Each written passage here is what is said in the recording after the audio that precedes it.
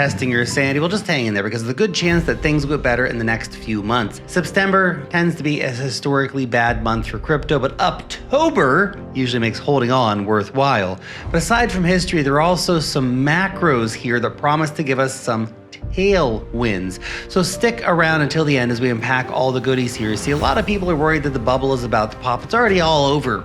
I think the party's barely begun. But let's take a step back. 이 남자는 세계적으로 잘 알려진 암호화폐 분석가이자 60만 구독자를 보유한 유튜버 라크 데이비스입니다. 누구보다 쉽고 유쾌하게 시장을 풀어내는 그가 이번에는 지금 사이클의 진짜 본질에 대해 날카로운 분석을 내놓았는데요. 파티는 이제 막 시작됐다는 그의 예측을 함께 확인해 보시죠. One of the main ways to tell if the USA is sliding into a recession is by GDP. 2 back-to-back quarters of negative growth usually spell trouble. Technically, that's not how they decided anymore, but it's a pretty good indicator. It's not what we're seeing right now. The last quarter showed the U.S. economy growing at a very hot 3.3% annually. The Atlanta's Fed GDP Now model is predicting 3% growth for the third quarter as well, maybe even as high as 3.5%. Now look, very healthy GDP growth here, okay? So recession fears can cool off, at least for now. But GDP is a lag indicator, so let's zoom in on something more current. Personal spending. The BEA just reported that consumer spending rose 0.5% in July after a 0.4% gain in June, adding $108.9 billion in new demand, $60.2 billion on services, and $48.7 billion on goods. Even after adjusting for inflation, real spending still climbed 0.3%, showing households are keeping their wallets open despite sticky inflation in prices. What's more telling is where the money went. Motor vehicle purchases led the charge, pushing durable goods spending up nearly 2%. Consumers, well, they also shelled out more for recreational goods, for clothing, for furniture, and food, showing confidence in buying beyond just the bare necessities. On the services side, spending grew in financial services, it grew in insurance and healthcare and in housing, core areas that reflect stability. Well, restaurants, bars, and hotels did slip a little bit, suggesting some tightening in leisure spending, but not enough to drag the whole picture down. Now, this mix tells us something very important. People aren't just scraping by. They're still making big purchases. They're still spending money. They're investing in their well-being. This is all very, very positive because it means the economy is doing good. And when the economy is doing good, guess what? People have money to buy dog coins, okay? That kind of resilience is not something you're going to see in a failing economy. Now let's jump to something interesting from the guys who are at Milk Road Macro. They share a nifty indicator called the Global Economic Index, or the GAY. Guys, we need a new name on that one. No, really. Anyway, tracks bonds, yields, commodity prices, and freight rates. According to their analysis, the GAY has historically been a solid leading indicator for risk assets like the S&P 500, and the charts show it is pointing up. So that's good news. Let's also look at the Conference Board Leading Economic Index, or the LEI, a trusted measure used by economists to gauge the direction of the economy.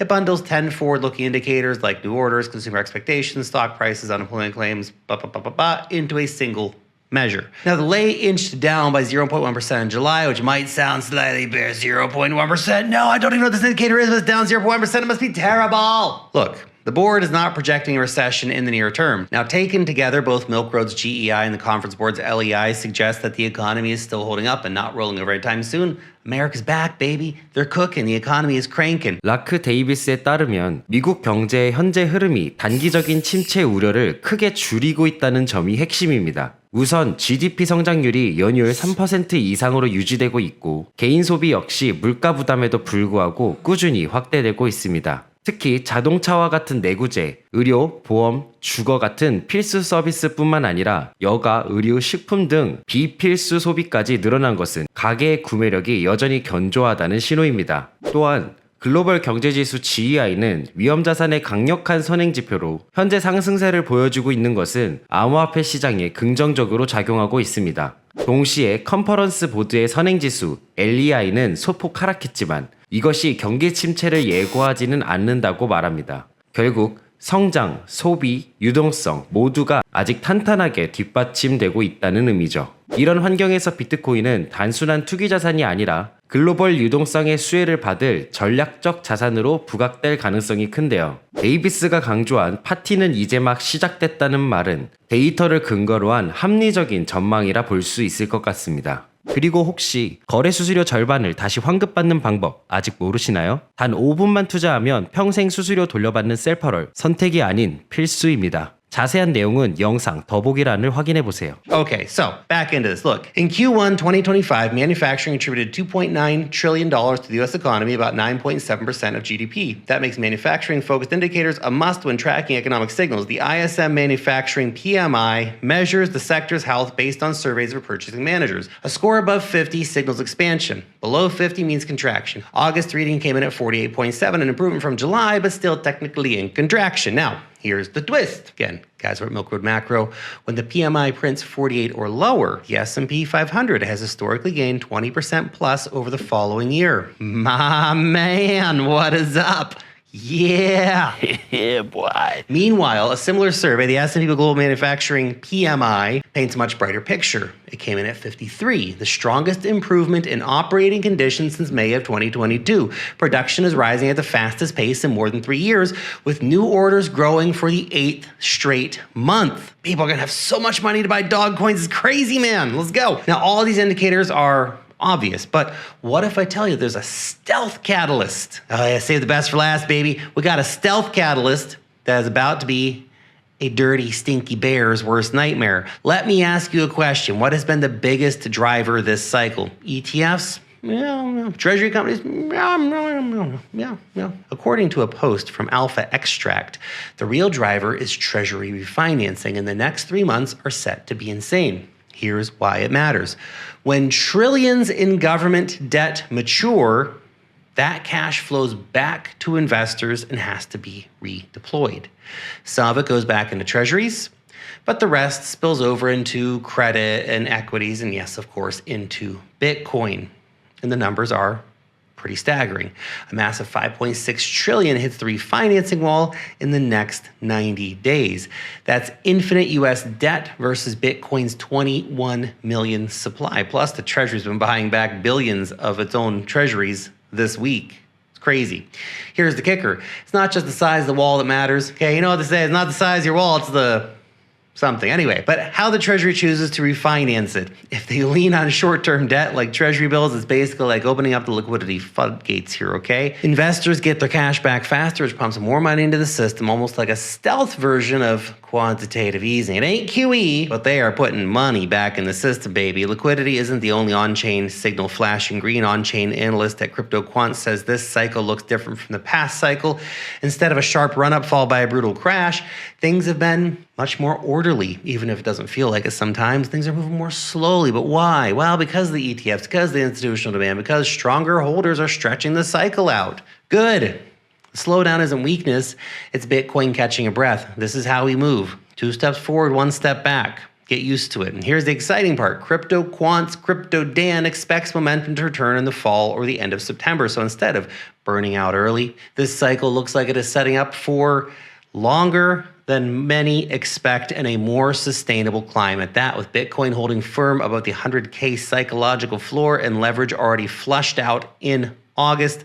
Autumn isn't just likely to be October, it could be the launch pad for the next explosive leg in the market. And we haven't even added the big possibility of a rate cut in September, which prediction markets are currently saying is around a 97% chance that's going to happen because of weakening labor markets. And we all know that cheap money is like rocket fuel to risk assets like Bitcoin. So when you put it all together, resilient consumer spending and steady growth signals and steady liquidity from the Treasury and a cycle that's stretching longer instead of burning out.